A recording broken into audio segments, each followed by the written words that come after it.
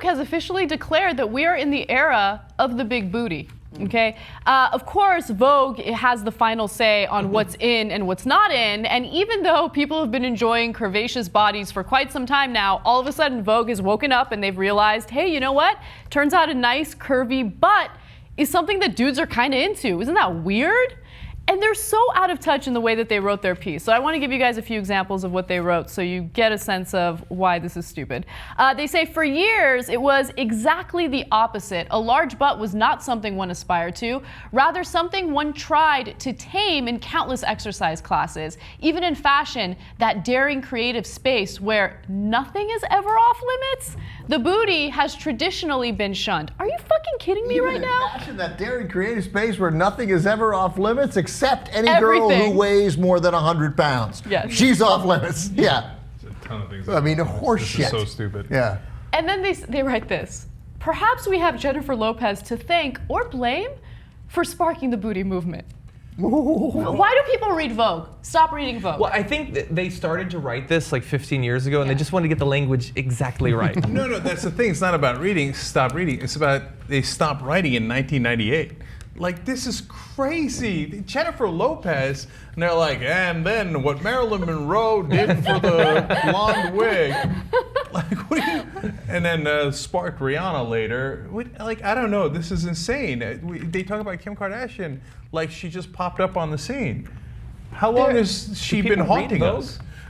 I just love how, in their eyes, they are the final say on what is and is not acceptable for the perception of beauty, right? Like, I get that sense from reading this piece. Like, oh, we have declared that if you have a big butt, it's okay. You are in. We are in the age or the era of the big booty. Can you imagine, though, like, it's a magazine stand on the street, woman with a big ass walking down the street, sees it? Yes. Finally, Never gonna happen. They don't care. They're not reading your magazine. I'm not sure that they aren't the arbiters, though. I mean, they're, you know.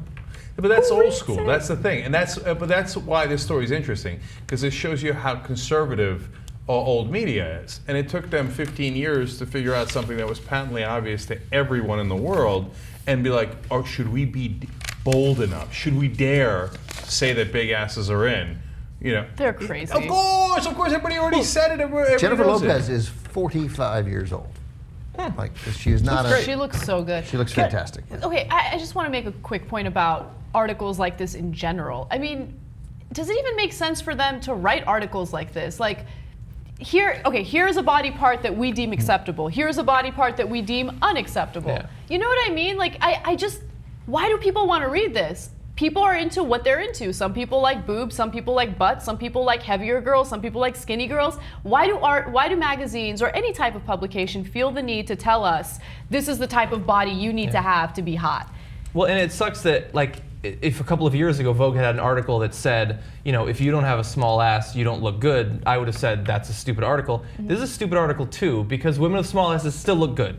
They can still look great in clothes or out of clothes. Thank you, John. This is shaming in the same way that the old bullshit they were peddling was shaming. It's why I don't like on Huffington Post every day there has to be an article about, you know, here's an ad that shows a real woman. Real women have curves. Yeah, real women do have curves, and real women in other cases also don't have curves. They're all real women. Stop changing which way you shame people and from which direction every year. I totally every agree. year. That's a good point. I agree and disagree. First of all, I love anytime people talk about real things, like real America, like in Iowa, but Massachusetts.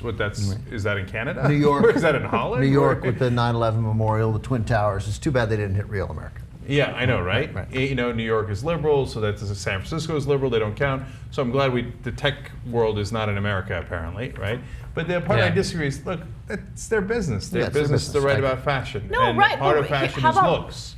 How about write about fashion and stop telling women or people in general what they need to look like in order to be considered attractive? I think they would argue, though, that's that their they're job. not, but they're not Well, saying then what that's a they need fucked to up look job. like. They're just saying, hey, look, this thing that was not in style now is in style. Our first point, that they are like way behind the curve,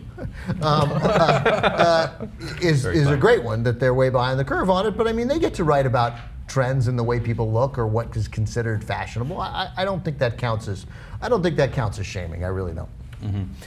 My final point is, like, it's specific to me, honestly. Like I look at this Vanity Fair making this decision, you know, Vogue. Vogue, 87 years too late.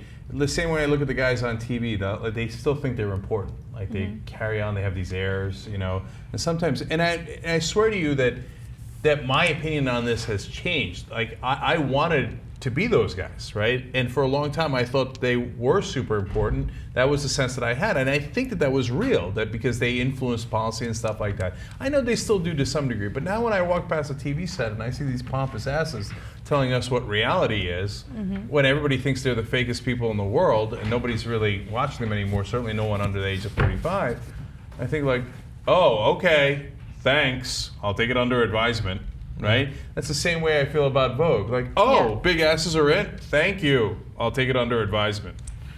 Yeah.